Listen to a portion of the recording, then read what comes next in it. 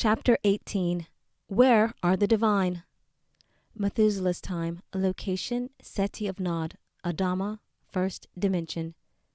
Where are the women with child? Asked Methuselah. They are guarded near Captain Simjaza's dwelling. The watchers. What are you going to do? Asked Yabasheth. The Nephilim man-child is what concerns us now. I will deal with him in time, but first, take me to the abode of the divine, insisted Methuselah. Yabasheth said, It is not too far. The Elohim took over the old seat of council for the sons of Cain and built additional dwellings near. Methuselah took off running at full speed. This time Medisi Yabasheth struggled to keep up. She lagged further and further behind until he was out of view. Methuselah reached the dwellings of the divine first. He darted quietly into the bushes surrounding the. His painstaking effort was pointless. The place was completely empty. Yabasheth burst through the clearing, panting. Where is everyone? Asked Methuselah. They must already be at El Tavah, said Yabasheth, looking around. I am surprised they are in attendance. A good number of them are ready to deliver.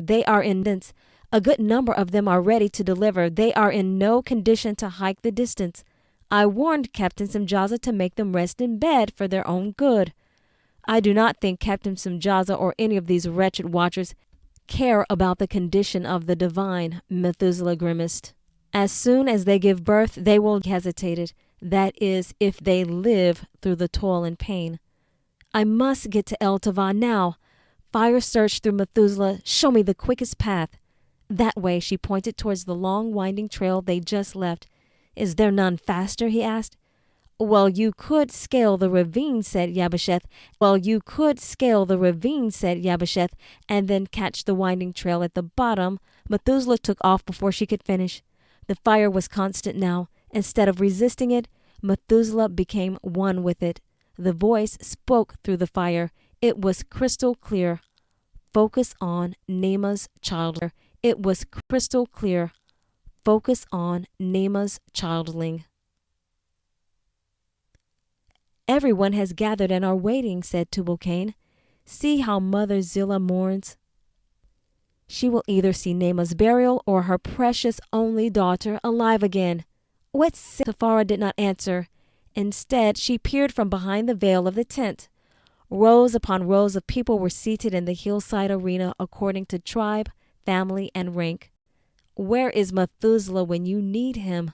Tafara ducked her head back inside the tent. The other elements are ready. Tubal-Cain pointed towards the stone table and dropped his head. He spoke somberly. The choice is yours, Tafara.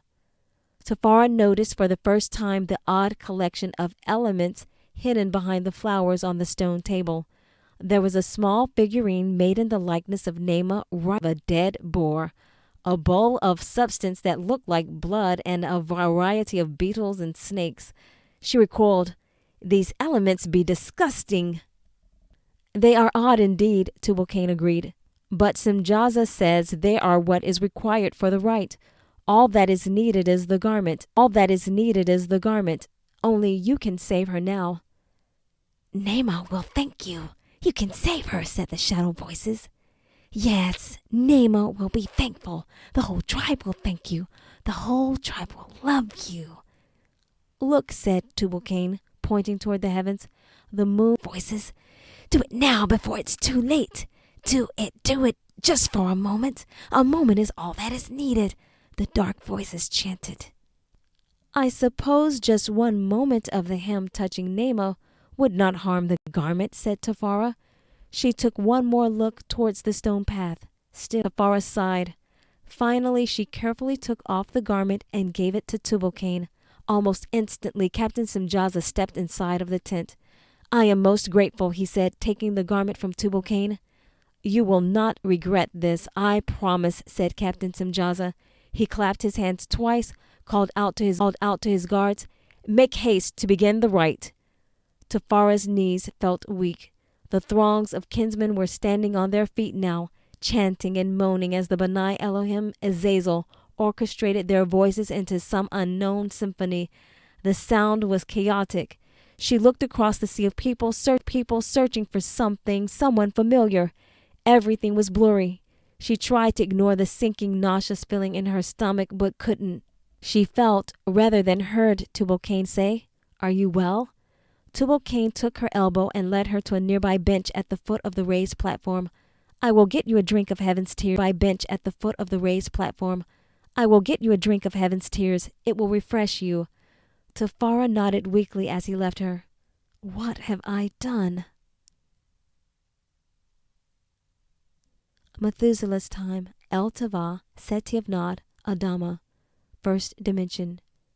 "Good people of Nod," said Samjaza in slow, serious tones, "please be at peace during this time of great transition." He stood in the center of the raised platform in his most elaborate uniform. 10 similarly dressed Elohim stood in a circle surrounding the platform. It was an impressive sight to behold. But the downcast people were not impressed. The women were wailing and pulling their hair. The men were stone-faced. Father Lamech stared insolently, looking as if he would kill a watcher as soon as listen to one. The childlings were eerily quiet, as if they knew this was not the time. This was not the time to act like a childling. Many of the mothers-to-be were white with fright, fearing that they would be next on the stone table, as lifeless as Nema. Samjaza paused, realizing he would get no affirmation from the people of Nod. At his cue, the fallen Elohim surrounding him began to chant a most unmelodious tone. Its dissonant sound had the desired effect. The people were lulled into a cheerless calm. The fallen Elohim continued to sing as instructed until all was complete. The full moon stood at its highest peak over the gathering. Iridescent moonlight spilled across Nema's beautiful form, highlighting her in the dark night. In the tent behind the stone table on which Nema lay, preparations were underway. "What is so special about these ingredients?" asked Azazel, staring at the putrid object, answered the rebellious one. "They are just everything the ancient father deems unclean for a sacrifice, and they are used in ways that the beloved despises. The power is in the disobedience. When these foolish dirt monkeys disobey the Ancient One, they automatically separate themselves from his protection, and any authority they have left becomes mine," he gloated. Azazel laughed. "Brilliant! They are as foolish as Adam indeed." "You know one can only have one father," said the rebellious one. "The one you obey becomes your master," replied Azazel, repeating the code from memory. The wicked one laughed. Azazel, under the guidance of his superior lord, ushered the Medici women of Nod inside the tent, teaching them the dark way, which they knew not before. The women saw Azazel, but not the one working with him, unseen. "Imagine the good we can do for the tribe," said one. "Yes, this is all for the good of the tribe," another one. "Yes, this is all for the good of the tribe," another agreed. "If a tracker is wounded during a hunt, we can heal him," an elder Medici said. "We can ease all the pain of labor," added a third wise woman. "Imagine, we will not need to even bother with offering sacrifices or praying to the Ancient One," said the first woman. The elder Medici looked thoughtful. "This way of the Hidden Father is so much easier and faster too. For truth, this be the enlightened way indeed. We will not have to depend on the bearer of the seed, or trouble the Ancient Father with these simple matters we can handle for ourselves. 'Tis true, sister, 'tis true, matters we can handle for ourselves. 'Tis true, sister, 'tis true." They all agreed while working over the filthy mixture. "And now," said Azazel, interrupting the wise women, "a robe of life for our little princess makes the cycle complete." He took Mother Eve's garment from the table and pulled the hood of his dark. The giddy Medici, excited over the chance to do something new, something powerful, something even the men did not know, followed, each pulling the hood of their bright red robes over their heads. Methuselah threw his rope out far ahead toward the ravine. He caught the first strong limb and easily sailed through the air into the dark chasm. In spite of the urgency, he could not help but smile. Enoch would be proud. Methuselah remembered everything his father had taught him. Methuselah quickly propelled his way down into the ravine, using his ropes to swing using his ropes to swing him lower and lower. Finally, he reached the bottom and landed noiselessly. Now, which way? It was completely dark, and the woods of Nod were not familiar to him like those of Avonland. Keep straight, said the voice, ever burning. Focus on Naaman straight ahead. Amazed at his speed, the fire took over, driving him forward. Methuselah burst through the clearing in no time when another thought came to mind. Tafara. He remembered the way that smug Azazel flirted with her earlier. How that wicked Elohim gloated about Mother Eve's garment. We never should have split up. Methuselah prayed he would get there before. Fire flashed within him. Suddenly he found himself at the top of the steps of El Tava. How? He did not know. His hand went instinctively to his pouch and clutched the object. Good, it is still here, spoke once more. Focus on Naaman's childling. And now, Simjaza called out to the listless crowd, your sorrow need not steal your joy. He paused to offer a sympathetic glance at Mother Zillah, who still sobbed uncontrollably. Nor rob you of the hope of new life, said Simjaza even louder. He walked towards the divine women, sitting uncomfortable at the foot of the platform. Some were already moaning from contractions. Nor kill your chance of happy marriages and long life. Simjaza turned to face Tafara directly, who's your people. We bring you never-ending life as it was in the garden so long ago. He pointed towards the Medici of Nod. Come. At his word, Azazel led the women towards Naamah on the stone table. They circled around her several times, chanting in their strange way. Azazel sprinkled the vile concoction over her body. Each Medici joined in, repeating Azazel's every movement. Nothing happened. Naamah stood on the stone pedestal, frozen in place with fear, trying to remember what brought her here. The last thing she recalled was pain. A childling, her childling. Where is my baby? This must be a dream. This cannot be. But everything inside her screamed the truth. It was real. Then her mind returned. Her memories flowed. The creeping cold. She screamed and shouted to the top of her lungs, but no one heard her. Then the whispers came. Name. They said over and over again until she thought she would go mad. The Medici pulled covers over her head and left her. The hateful whispering voices were whispering no longer. They pushed her and a dark path. Their taunting and jeering grew louder and louder as they traveled deeper into the depths. Gravel scraped her feet raw. Leave me alone! She tried to yell, but her voice was weak even to her own ears. She stumbled to her knees. Take me back this instant, or the benign Captain Simjaza will hear of this. A coarse, hairy hand yanked her to her feet. Simjaza, my claw, he rasped. He would be fortunate to get a pot to piss in. He has no authority where you are going. Keep moving, monkey girl. The voices guffawed at the insult.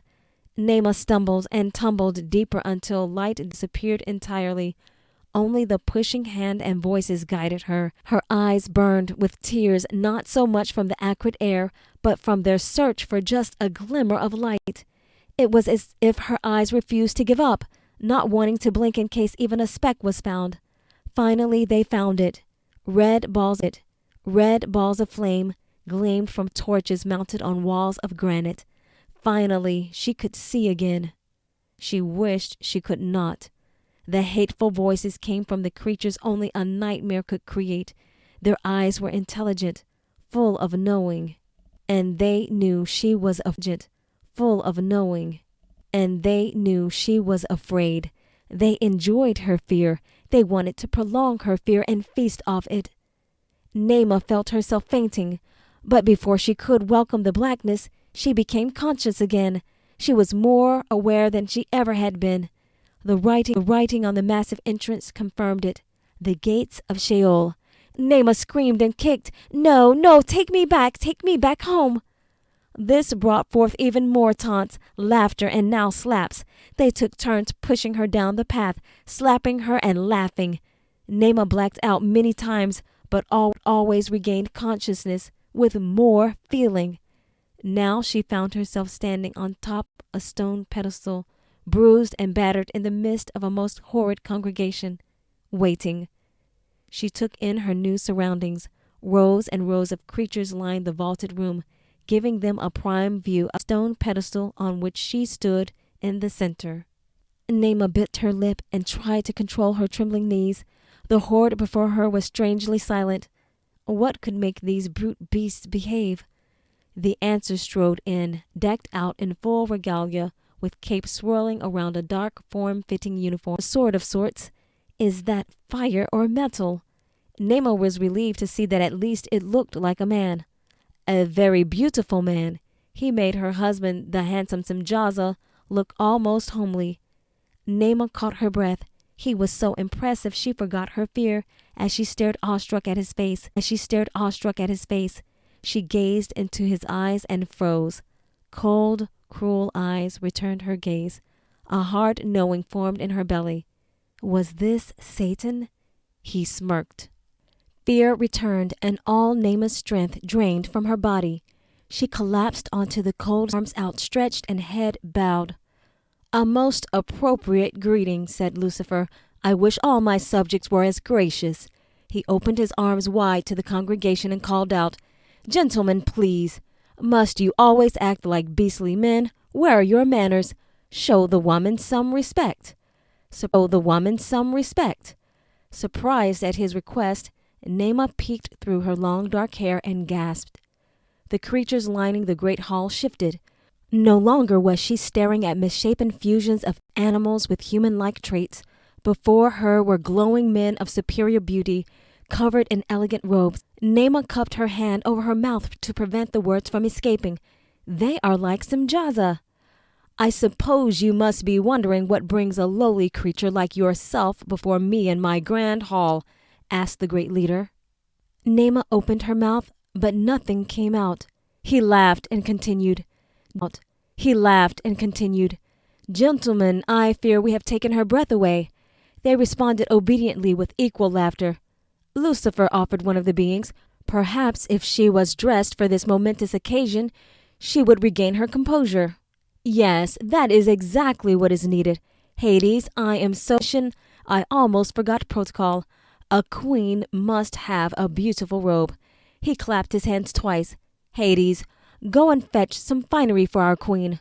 Most immediately, my lord, said the being. Then he flew upwards straight through the domed ceiling. Yes, my dear, we have big plans for you, said the great leader, addressing the beings surrounding him as he strode in circles around her. Naima's eyes widened as she shrank back, trying to put distance between her and Lucifer. He stopped suddenly, swung around to face her, and leaned in so close she could feel his breath have to be excruciatingly painful. But that is up to you. If you are obedient and loyal to my will, I will exalt you above all women, even above Eve. Obedient? Obedient to what? Naima stammered. I do not understand. You want to go home, do you? Stammered. I do not understand. You want to go home, do you not? He asked. Yes, but I thought I was... Naima trailed off. Dead? Offered Lucifer with a chuckle. Not quite, if...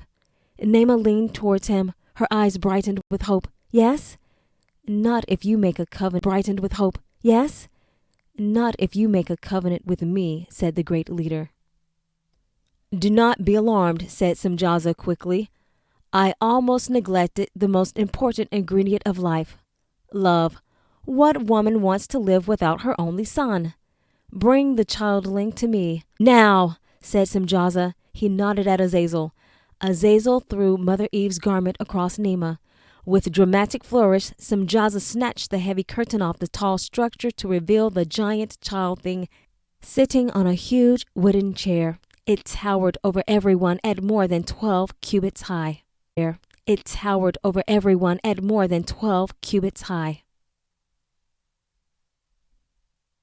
Behold, bellowed Simjaza, I present to you the first among many restored by the Elohim, a new man of our seed and that of the woman, a man of profound size and great. May you bless his name forever. The crowd was stunned at the size of the creature looming over them. The giant child thing had the beautiful features of his mother and rosy cheeks, but he was covered in filth and blood, and his eyes were especially cruel. There was no innocence there, just the hungry cruel.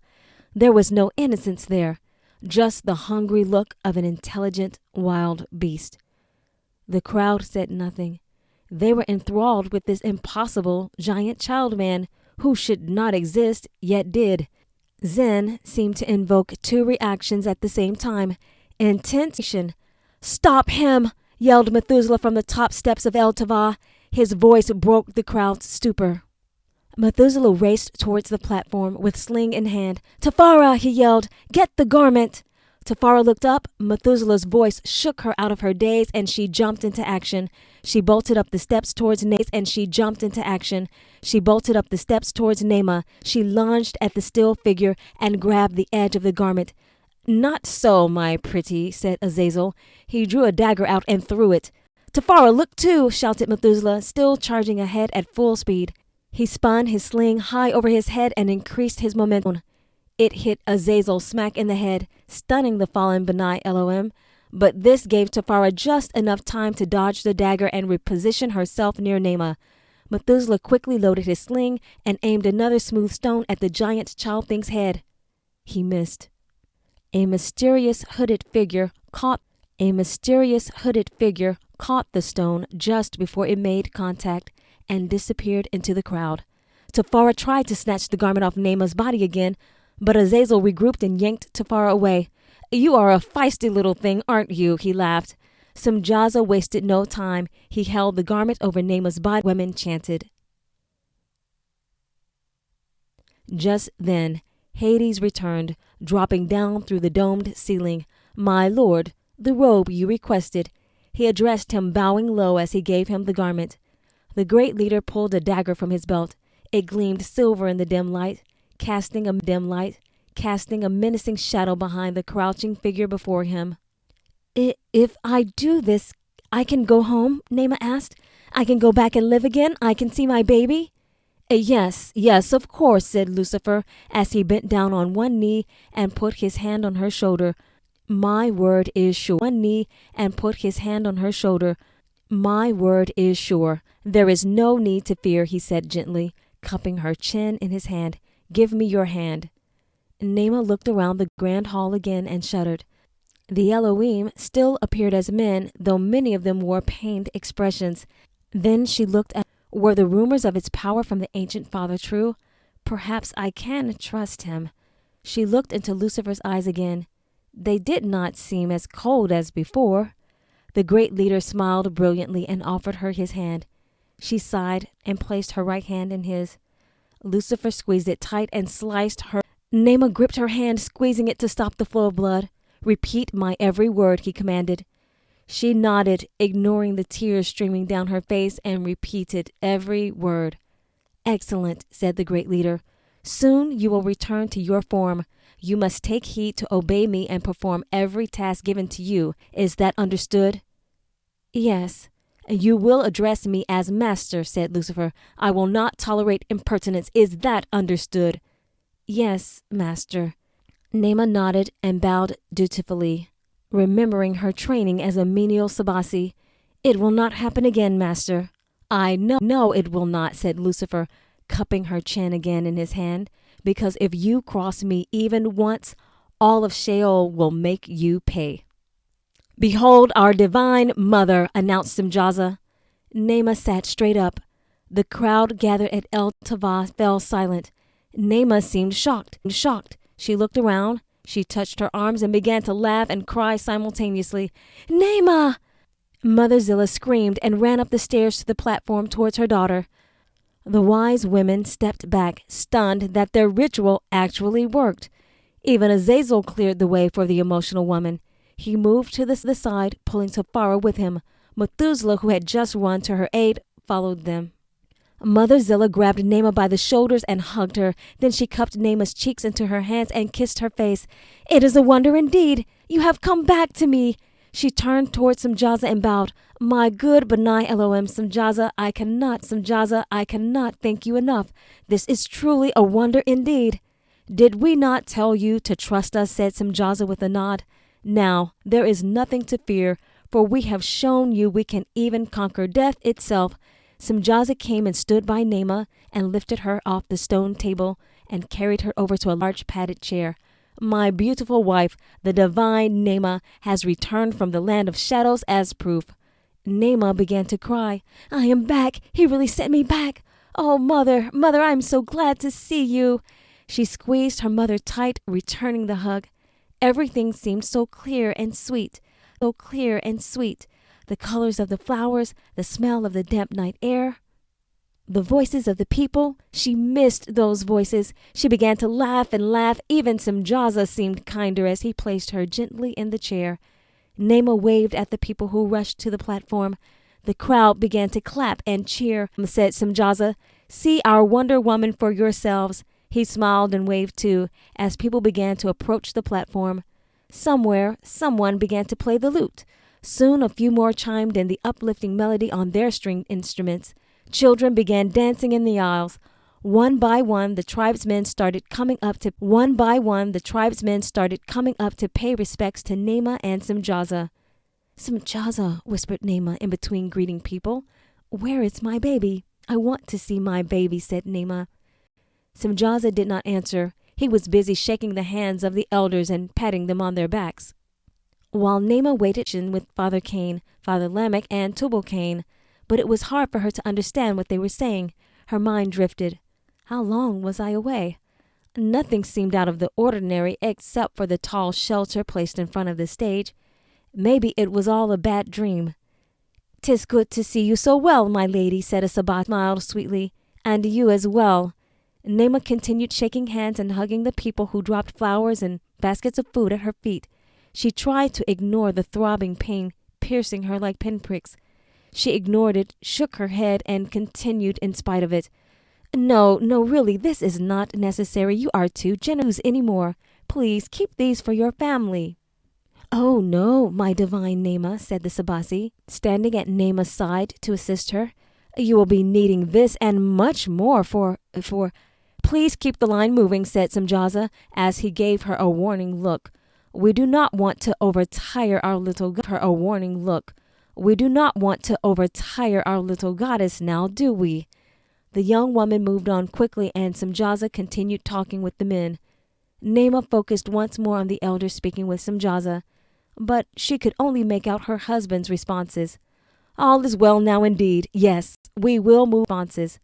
All is well now indeed. Yes, we will move forward with the metalworks as planned. Yes, of course he can be controlled. His size will be an asset indeed. Just leave his training to us. We'll see to it." Naamah looked around, searching for the woman who must be caring for her child. "Mother," she asked, "baby." The look on her mother's face gave her pause. "What is wrong?" asked Naamah. "Well, I guess it is not really a problem. It is just unexpected, that is all. Why do you not ask your husband? He will explain all," said Mother Zillah. Naamah gently tugged at her husband's sleeve. Samjaza, where is my childling?" she asked. Samjaza laughed as if she had just told the greatest joke. Listen, my people," said Samjaza. "Our little goddess wants to know where her childling is." Everyone else laughed too. "Why, he is such a fine and strapping young lad," pointed toward the oversized wooden tower standing in front of the platform. "Azazel," called Samjaza loudly, "please bring Zen to his mother." Naamah leaned forward expectantly. Then she drew back, placed a hand over her mouth, and pointed to the giant child thing Azazel led towards her.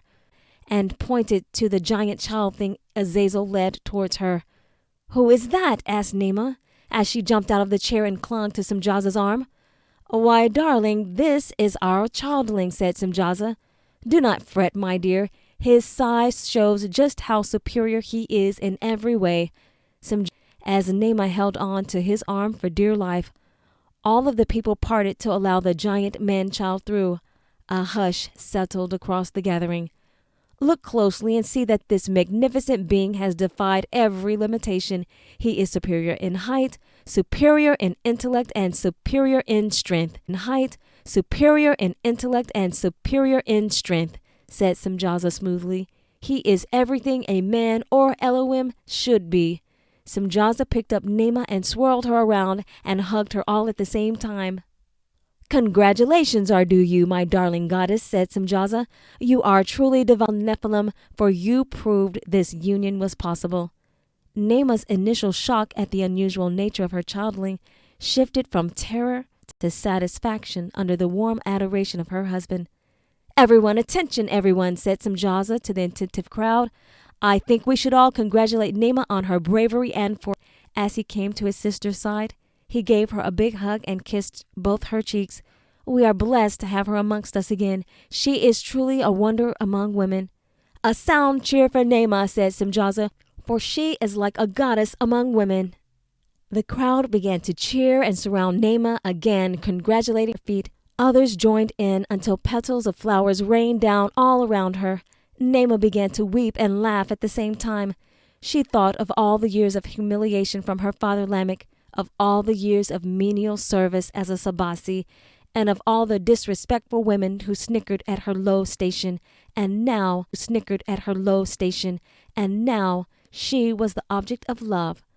Under the warm adoration of the crowd, Nema's satisfaction shifted to pride. This is nasty business, Delmar, said Anami, using Delmar's signature to communicate silently, answered Delmar, who was still camouflaged in the pillar where he watched Nema's awakening. That wicked one was just here, but left. He may be able to see our movements, so caution is best.